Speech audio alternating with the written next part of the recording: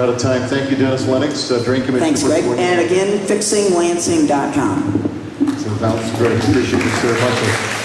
Next is our final candidate for the state representative on the 105th district. We are going in alphabetical order. That was the decision made earlier by the setup committee as well. Greg McMaster is our final candidate who will be speaking with us tonight. Last but not least, as we say, Greg, good evening, sir. Thank you for coming. Good evening, and good evening, everybody. We'll try to make this short and sweet. You happen to be sitting on the floor where I ended up playing dodgeball. A couple of bloody lips around the corner there, but welcome to my hometown. I graduated from Mansalona back in 1980. Soon after, received a pilot's license, headed into the Air Force, served for you for 10 years, helping to secure our freedom and fight for our rights. I came back and then ended up teaching on the side at Northwestern Michigan College as an instructor, teaching aviation weather.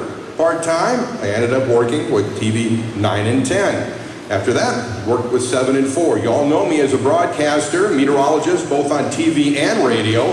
While I was doing that, the legislative experience that I've had was running a nonprofit organization, and because of my ability to build consensus and bring people together, I was also tagged to work on legislative issues to help promote tourism.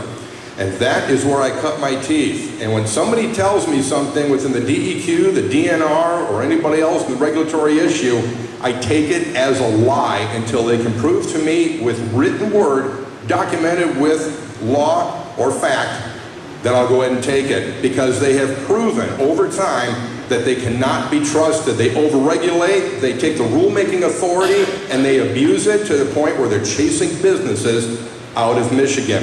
That's the reason why our state is in the state that it's in. The rulemaking authority is a promulgating rule. It was back when the Engler days. He was responsible for enacting it, and he was responsible for making sure that it was used properly. But once he ended up leaving office, Governor Granholm took over, and that's when it took off a life of its own. The DNR and the DEQ, one of them has an oversight committee. The DEQ did not have an oversight committee. They could do whatever they want, whenever they wanted. Didn't have to be answerable to anybody, and I'm sorry, but when you're working for the public, you are a public servant. You are answerable to us. And I challenged them starting in 2005, and every time they came back with an email or an answer, it had to be written, I kept track of it.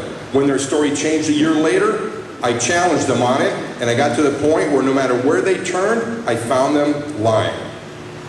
And then I would blind CC senators and state representatives and other folks within the government, and the person that got caught had to ask me one question: who did you email?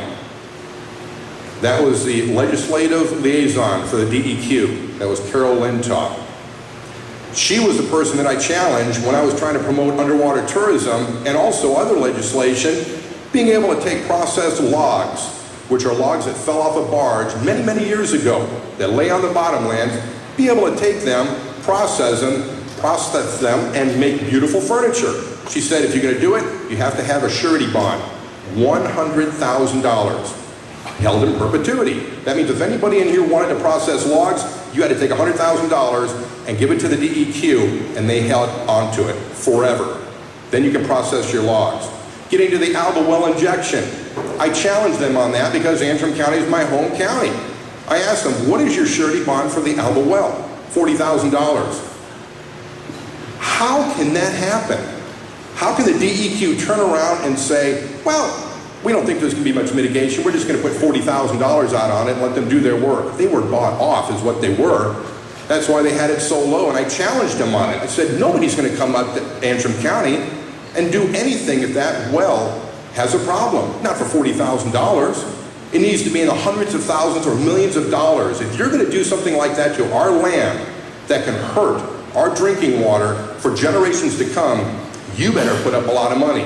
Hence, that's why the problem with the leachate up in Bay Harbor. Other organizations were paid off, the DEQ turned their back, and now they've got a heck of a mess they have to clean up. I want to make sure they're held accountable. And that is my #1 reason why I'm running for office, because our government is not held accountable. Red card. Questions? Can you tell us want to get out of here? Nice smooth transition. We have several questions in the audience right now. We're going to start off with some of the mic in the audience right now. Let's go ahead and start with yours, sir. Okay, I want to stay behind the speaker so I don't get feedback.